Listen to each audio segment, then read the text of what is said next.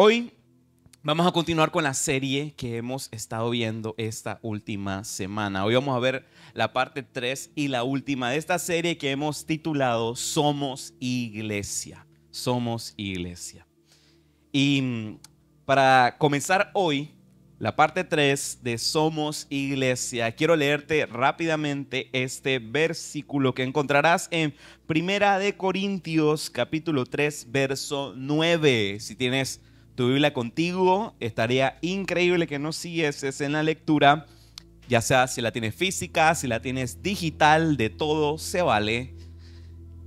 Acompáñanos en la lectura. Dice la palabra de Dios en 1 Corintios capítulo 3 verso 9.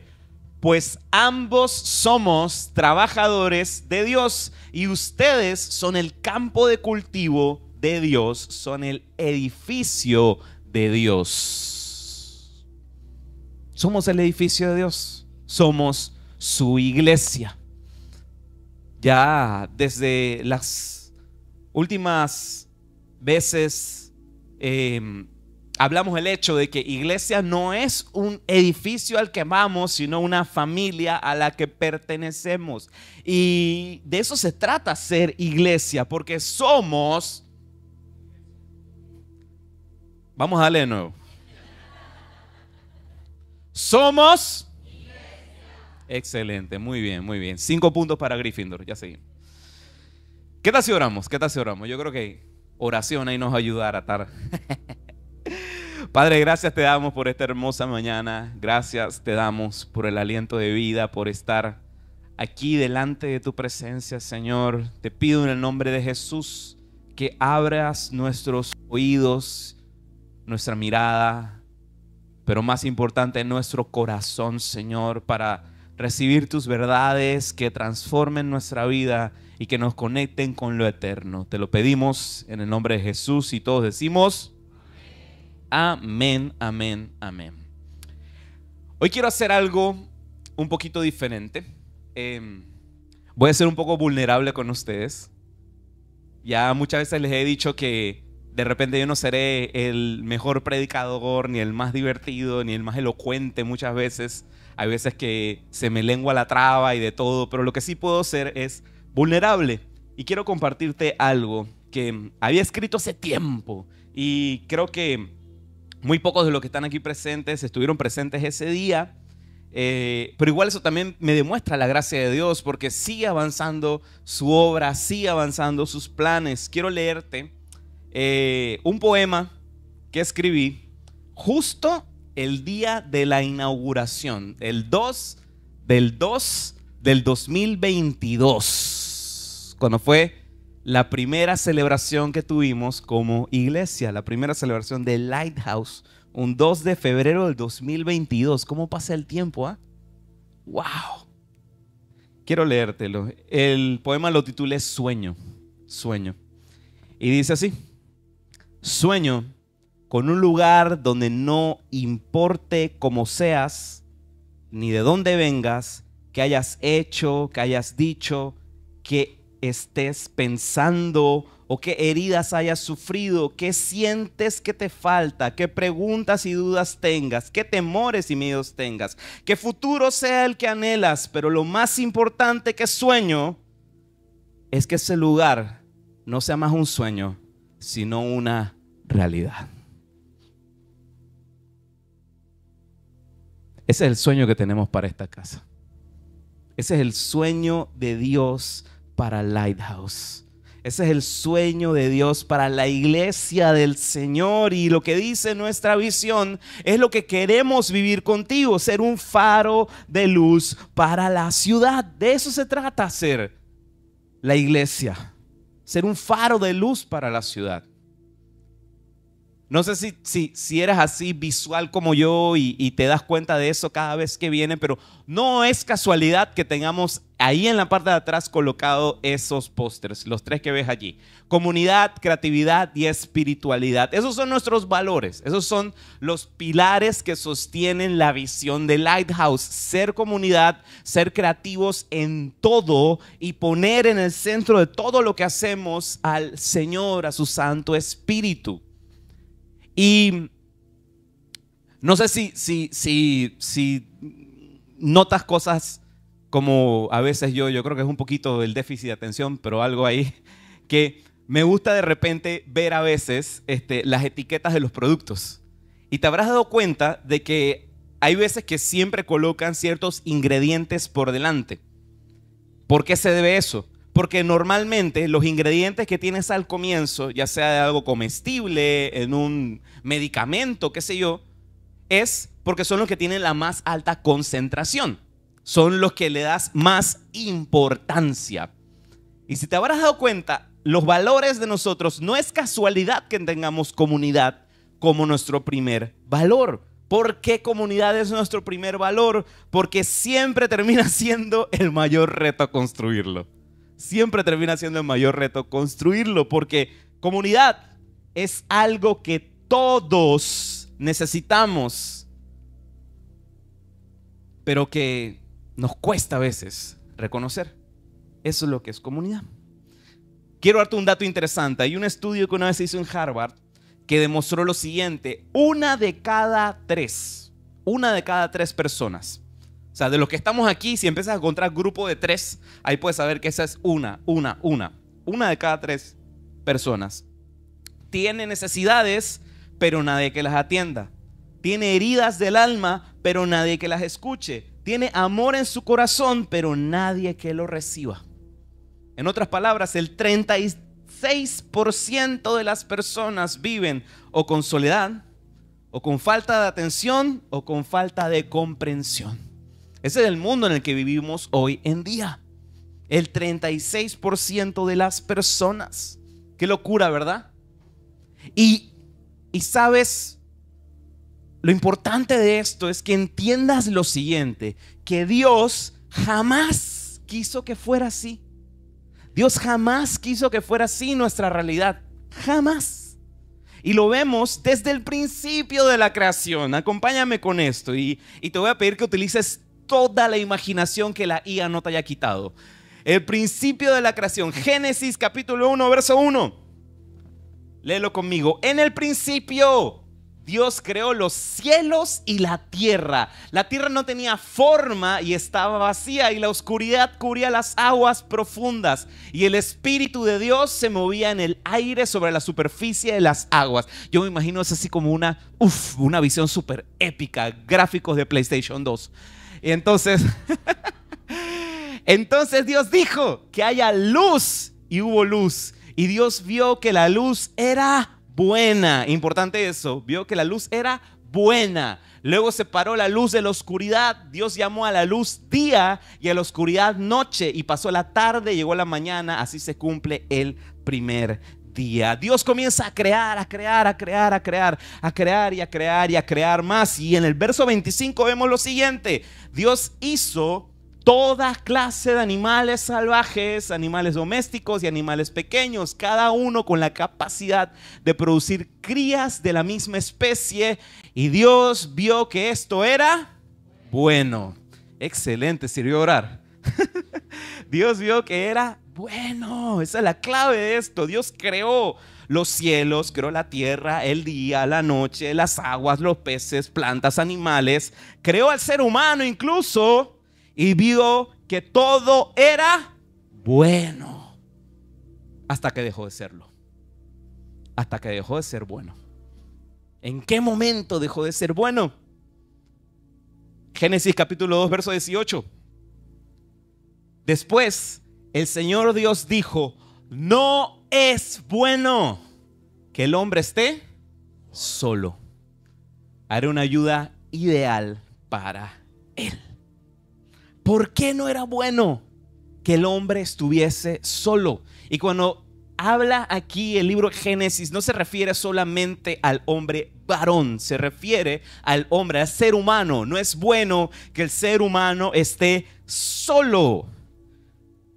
Hay una clave en medio de todo esto, y es curioso notar lo que sucede justo antes de que el ser humano es creado. Justo antes de que el ser humano es creado. En el capítulo 1, verso 26 vemos lo siguiente: entonces Dios dijo: hagamos a los seres humanos a nuestra imagen para que sean como nosotros. Ellos reinarán sobre los peces del mar, las aves del cielo, los animales domésticos, todos los animales salvajes de la tierra y los animales pequeños que corren por el suelo. Hagamos a nuestra imagen, para que sean como nosotros. Dios no dijo, haré a los seres humanos. Dios dijo, hagamos a los seres humanos. ¿Qué significa esto? Significa que Dios nunca está solo. Y como Dios nos quiso hacer a su imagen y semejanza, también fuimos diseñados con la necesidad de no estar solos. Dios nunca está solo. Ese es el misterio de la Trinidad. Padre, Hijo, Espíritu Santo, 3 en 1. Son 3 en 1. Dios Padre, Dios Hijo y Espíritu Santo. Ahora, se puede hacer la pregunta, entonces, ¿por qué nos creó? ¿Para qué Dios nos creó si Dios no estaba solo? Ahí está la clave. Dios no nos creó porque estaba solitario. Dios no nos creó porque es solitario. Dios nos creó porque es amor. Por eso Dios nos creó. Amor no es lo que Dios da, es lo que Dios es. Dios es una perfecta comunidad de amor y nos creó para que lo conociéramos a Él y lo experimentésemos a Él igualmente como una perfecta comunidad de amor, como su iglesia. Es por eso que cuando a Jesús le preguntan, Maestro, ¿cuál es el mandamiento más importante? Esto es lo que Jesús responde. Mateo 22, versos 37 y 39. Dice así: Jesús contestó: ama al Señor tu Dios con todo tu corazón, con toda tu alma y con toda tu mente. Ese es el más importante de los mandamientos. Pero dice después en el verso 39, hay un segundo mandamiento que es igualmente importante. No es de que uno reemplaza al otro, es que es igual de importante y es: ama a tu prójimo como a ti mismo. Y algo que me encanta de esta temporada, igualmente como lo que hemos estado estudiando los viernes, los videos que hemos estado viendo de Right Now Media, de esta serie llamada Permanecer. Gracias. Ven que no soy el mejor. Se me olvidan las cosas. Permanecer, de Majo y Dan. Hablamos mucho acerca de la iglesia del Nuevo Testamento, la iglesia del libro de los Hechos, la iglesia del primer siglo. Con esto que vemos aquí: ama a tu prójimo como a ti mismo. Y estos versos ya los hemos estado leyendo varias veces estas últimas semanas, pero quiero leerlo nuevamente contigo. Hechos capítulo 2, versos 46 a 47 dice así: adoraban juntos en el templo cada día. Se reunían en casas para la cena del Señor y compartían sus comidas con gran gozo y generosidad todo el tiempo, alabando a Dios y disfrutando de la buena voluntad de toda la gente. Y cada día el Señor agregaba a esa comunidad cristiana los que iban siendo salvos. ¿Cuándo se juntaban? Cada día. Cada día. No solo el domingo, no solo cuando les sobraba tiempo, no solo cuando el clima está así como chévere para ir un ratito al Causeway. Yo creo que ya nadie va al Causeway, pero cuando el clima está así medio chévere, que tenemos ganas de un paseíto familiar, vamos la otra semana. Vamos la otra semana a la iglesia. Igual el pastor es chévere, no le va a importar. Digo, disfruta. Pero ciertamente te vamos a extrañar, porque es tu casa, es tu familia. Vemos que comían juntos, adoraban juntos, hacían vida juntos y que disfrutaban del favor de toda la gente. ¿A ti no te ha pasado que de repente ves personas que le están pasando tan bien que tú quisieras estar allí? Que de repente vas caminando y qué sé yo, ves así la escena así de película de Hallmark, así de esas películas de Navidad que son super cursis. A mi esposa le encantan esas películas. Ese es el gusto culposo de Jamie, que le gustan las películas así de Hallmark de Navidad. Dice la típica de la diseñadora de interiores, de que quiere reconectar con su pasado, así que regresa a su pueblito, pero ahí hay un galán que es el que dirige las caballerizas y entonces se conocen ahí bajo la nieve. Esas son las películas que a Jamie le encantan. Le encantan, eso es su gusto culposo. Perdón, mi amor, te tiré bajo el bus. Pero bueno. Y hay veces que uno ve esas películas y uno dice, Dios mío, ay, cómo me gustaría experimentar eso, vivir eso. Porque se ven tan contentos. Ni siquiera está saliendo el olor de la pantalla y tú estás oliendo ahí así como gallinadas y eso. Porque se ve tan cute, ¿sí o no? Bueno, el clima también fresquito, delicioso, ¿sí o no? Con los pinos y toda esa cosa. Bueno, así eran los creyentes de la iglesia del primer siglo. La gente los veía y decía, oye, yo quiero vivir eso. Yo quiero vivir eso. Porque veían que se reunían, que estaban juntos, que se necesitaban. Qué gran contraste con lo que vivimos hoy en día, ¿verdad? ¿Por qué se reunían tanto esa gente? No porque los estaban grabando ni los estaban sacando en redes sociales. No. Era porque se necesitaban. Era una necesidad. Y ese es el contraste que vemos entre la iglesia de hoy en día y la iglesia del primer siglo. La iglesia del primer siglo sufrían persecución. El cristianismo no había sido una religión reconocida hasta muchos siglos después. La iglesia del primer siglo sufría de persecución, enfermedades. Allá no existía disque Santo Tomás o Minimet. O sea, si estabas fregado, nada más tenías dos alternativas: o te mueres o oras. Ya. Se necesitaban unos a otros cuando había escasez, porque también ahí no había, qué sé yo,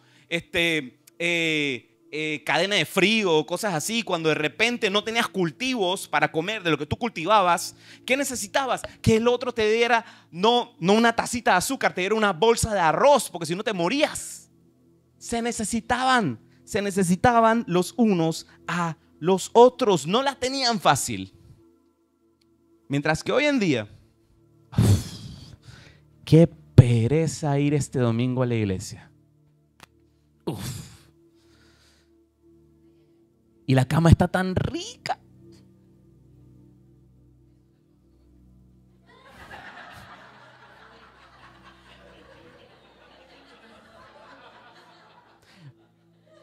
Mira, me la devolvió. No, y me la gané porque es verdad. Ella estaba, dizque, mi amor, ya te tienes que levantar. Y ella se estaba maquillando. Y yo dije, ay, mi amor, unos 5 minutitos, por favor. Pero es verdad, eso sucede. O todavía pensamos, ay, aún ir el miércoles al estudio bíblico y el viernes a Noches LH, ¿para qué? Si todavía no he terminado aquí y estoy jugando, no sé, Silksong o alguno de estos últimos videojuegos, así que yo lo quiero pasar, oye. Estoy jugando Breath of the Wild y ahí todavía no lo he terminado. Qué pereza, ya nada. Nos vemos la otra semana. Eso es lo que vivimos hoy en día. ¿Por qué? Porque los creyentes del primer siglo se necesitaban y lo sabían. Mientras que los creyentes de hoy en día también se necesitan, pero no lo saben.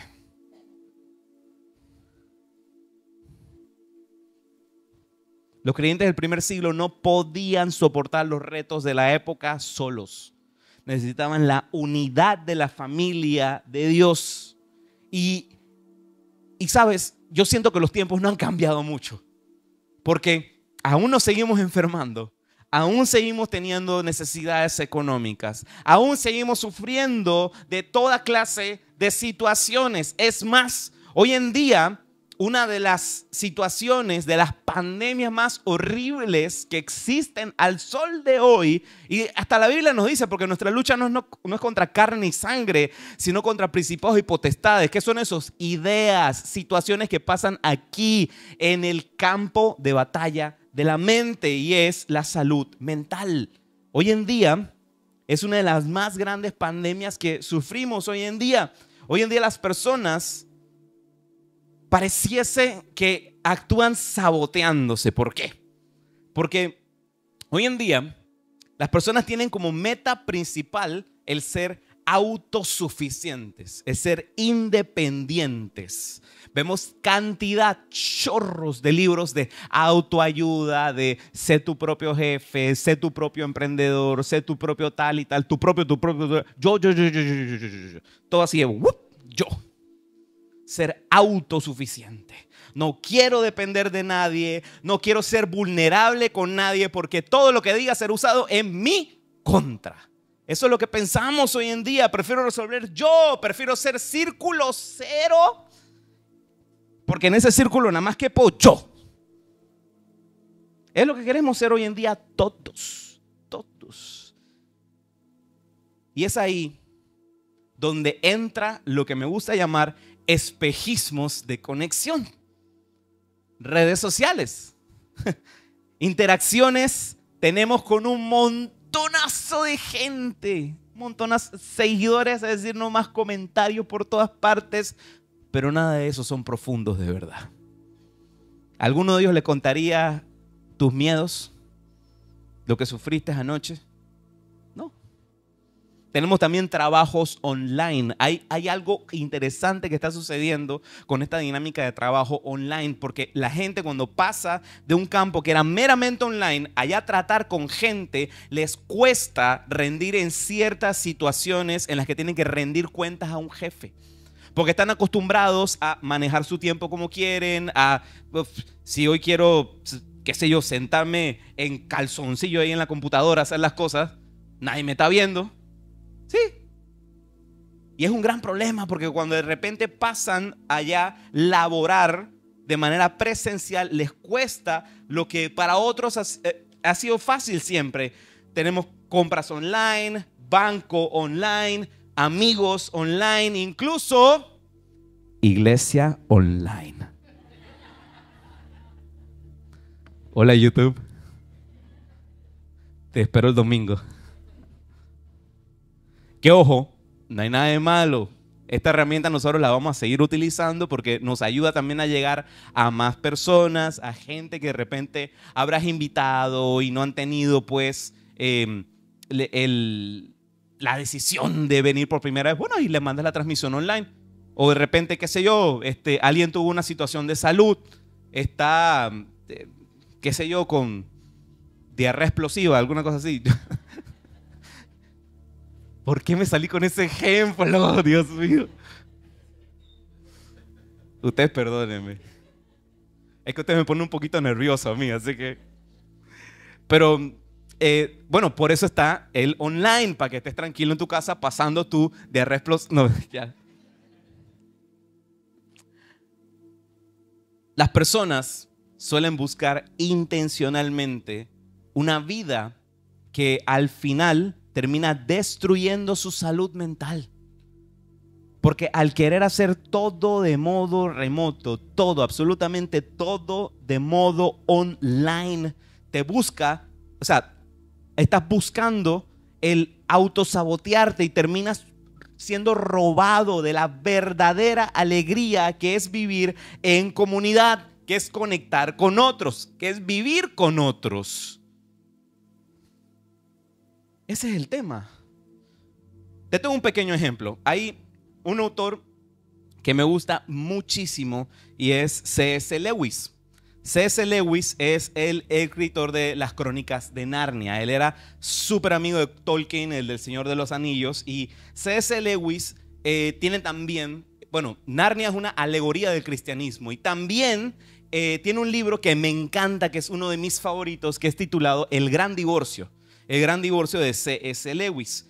Y C.S. Lewis en este libro presenta una fantasía alegórica de lo que es el cielo y el infierno.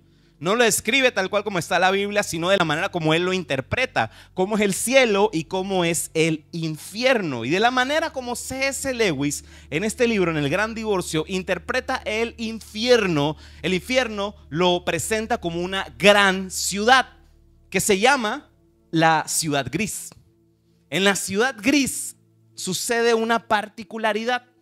El relato es de una persona que empieza a describir todo lo que está viviendo, está atravesando. Arranca allí en la ciudad gris. ¿Y qué sucedía en la ciudad gris? Número uno, era gris. Ahí no fue muy creativo C.S. Lewis. Todo era gris. Todo era gris. Y todo se veía así como... Meh. ¿Y qué pasaba? La gente, cuando ocupaba un hogar, cuando ocupaba una casa, tendía a entrar en discusión con el vecino. ¿Y qué es lo que terminaban haciendo? Se terminaban mudando un par de casas más adelante. Y así lo hacían, y lo hacían, y lo hacían, y lo hacían, cada vez alejándose más. Y describe en el libro el autor que la gente se detestaba tanto a sí misma que tú podías ver a alguien en una vivienda y el otro a millones de kilómetros más adelante viviendo. Veas extensiones de tierra y de casas abandonadas y que de 1 millón a 1 millón de kilómetros y el siguiente, porque no se soportaban, se detestaban. La gente vivía desconectada. Esa es la descripción que hace C.S. Lewis en este libro, en El Gran Divorcio, de lo que es el infierno. Hoy vemos que la gente decide muchas veces vivir una vida similar, separándonos de las cosas que realmente importan. Y eso Dios jamás quiso que fuera así. Jamás quiso que fuera así. Por eso resalto nuevamente nuestros valores. Comunidad es el primero. Pero, ¿por qué tendemos a ser demasiado insistentes en eso? ¿Por qué ustedes cuando llegan acá siempre ven algo nuevo, algo bonito, una planta extra, o allá atrás la terraza más decoradita, más linda, más precioso? Porque los pastores, qué sé yo, son exagerados o son demasiado quisquillosos. No, no es por eso. Les voy a decir, les voy a abrir mi corazón, porque lo que yo sueño para esta casa y lo que Dios sueña para esta casa es que soñamos con una iglesia que cuando la reunión termina nadie se quiera ir, todos se quieran quedar. Soñamos con una iglesia en cuando terminamos de compartir un café, unas galletitas, todos quieran seguir compartiendo en la mesa, no se quieran levantar de la mesa. Soñamos con una iglesia que cuando comienzan a fluir las lágrimas, aún te estén abrazando. Soñamos con esa iglesia. Ahora, ¿cómo podemos lograrlo? ¿Cómo podemos lograrlo? Te quiero hablar de 3 cualidades de una iglesia sana. 3 cualidades que seguiremos hasta el sol de hoy sin cansarnos de promover aquí en Lighthouse. Y la primera cualidad es que una iglesia sana es un lugar de gracia. Un lugar de gracia. Filipenses capítulo 1 verso 7 dice así. Este es Pablo hablando a la iglesia de Filipos y le dice: es justo que yo piense así de todos ustedes, porque los llevo en el corazón, pues ya sea que me encuentre preso o defendiendo y confirmando el evangelio, todos ustedes participan conmigo de la gracia que Dios me ha dado. Un lugar de gracia es un lugar donde puedes pertenecer, un lugar en el que puedes creer y un lugar en el que puedes ser transformado. De eso se trata, ser un lugar de gracia. Cumplir y ser esa persona a la que Dios te llamó a ser. Un lugar seguro para que vengas y seas bienvenido tal como estás, tal como eres. Con tus dudas, con tus heridas, con tus miedos, con tus adicciones y con tus luchas. Eso es un lugar de gracia que no le cierra la puerta absolutamente a nadie. Y aquí estamos para ti. Somos iglesia. De eso se trata. Ven tal como eres. Lo tenemos escrito allá atrás en la cafetería. Ven tal como eres. Pero ojo, aquí viene lo más hermoso de esto. Porque muy pronto al venir te darás cuenta de que Dios te ama tanto, de que te recibe tal como estás, pero no te deja tal como llegaste. Y ahí es donde viene el segundo valor, la segunda cualidad de una iglesia sana. Una iglesia sana es un lugar de sanidad. Santiago capítulo 5, verso 16. Por eso, confiésense unos a otros sus pecados y oren unos por otros para que sean sanados. La oración del justo es poderosa y eficaz. Aquí puedes sanar. Ese es un lugar para sanar, no solo de lo físico, porque es cierto, muchos tenemos situaciones en lo físico, pero a veces las heridas más difíciles de sanar son las del corazón. Y ese es un lugar seguro en el que puedes permitirte sanar las heridas del alma, confesar y soltar lo que llevas cargando de hace tanto tiempo, porque somos profesionales en llevar cargas por mucho tiempo. Aquí puedes soltar. Si has perdido algo o si has perdido a alguien, aquí puedes compartirlo y soltar lo que tanto pesa en tu corazón y encontrar alivio y seguridad. Eso es la iglesia. Somos la iglesia llena de gracia y un lugar en el que puedes sanar. Igual, una iglesia sana es un lugar de misión, un lugar con una misión. Dice en estos versos que te leía a un comienzo, Hechos 2, capítulo, verso 46 a 47, dice: adoraban juntos en el templo cada día, se reunían en casas para la cena del Señor y compartían sus comidas con gozo y generosidad, todo el tiempo alabando a Dios y disfrutando de la buena voluntad de toda la gente. Y cada día el Señor agregaba a esa comunidad cristiana los que iban siendo salvos. El crecimiento de la iglesia no depende ni siquiera de nosotros, depende de Dios. Él es quien va agregando a la gente a su iglesia, porque el crecimiento lo da Dios. El crecimiento de la iglesia es algo sobrenatural, es algo que no se puede explicar, es algo que solo Dios puede hacer. Pero hay algo importante, porque si se dan cuenta, todo lo de arriba son cosas que nos toca a nosotros hacer. Hacer que este sitio cumpla y sea un lugar de gracia, un lugar en el que puedes sanar y un lugar con misión. Porque es muy importante esto, iglesia, que estemos claros. Dios no nos dará más personas para descuidar, sino para servirles. En el Nuevo Testamento hay unas palabras que vamos a ver repetidas 59 veces. Yo me caí para atrás cuando lo vi. 59 veces. Y es la frase: los unos a los otros. No te voy a leer las 59 porque de aquí no salimos y ustedes van a querer almorzar. Te voy a leer 5 nada más para que veas. Gálatas, capítulo 5, verso 13 dice: usen la libertad para servirse unos a otros. Primera de Pedro 4:8 dice: ámense los unos a los otros. Efesios 4:32 dice: sean bondadosos y compasivos unos con otros. Primera Tesalonicenses 4:18 dice: anímense unos a otros. Gálatas 6:2 dice: ayúdense unos a otros a llevar sus cargas. ¿Cómo podemos lograr vivir esto, iglesia? ¿Cómo? Debe haber una manera, ¿verdad?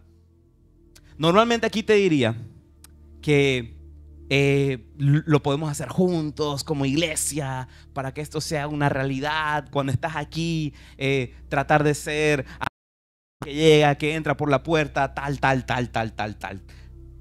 Pero yo quiero hoy retarte a algo para ya cerrar esta serie. Y quiero hacerte una pregunta. ¿Qué puedes hacer tú? ¿Qué puedes hacer tú? ¿Qué puedes hacer tú cuando veas a alguien con necesidad? Consejo, no solo le des un buenos días, sino que suple su necesidad. ¿Qué puedes hacer cuando veas a alguien en soledad? Consejo, no solo le des un abrazo, sino que dale de tu tiempo. ¿Y qué puedes hacer cuando invitas a alguien el domingo y está dudoso si venir o no venir? Consejo, no solo le envíes un mensaje, hey, acuérdate, búscalo, tráelo. Créeme, cuando damos esa milla extra, Dios hace maravillas. Dios hace maravillas, porque somos iglesia. Somos iglesia. Seamos la iglesia que cuando termina la reunión nos quedamos un poco más. Seamos la iglesia que cuando termina el compartir nos quedamos en la mesa. Seamos la iglesia que cuando terminan las lágrimas de fluir todavía abrazamos. Seamos esa iglesia. Amén.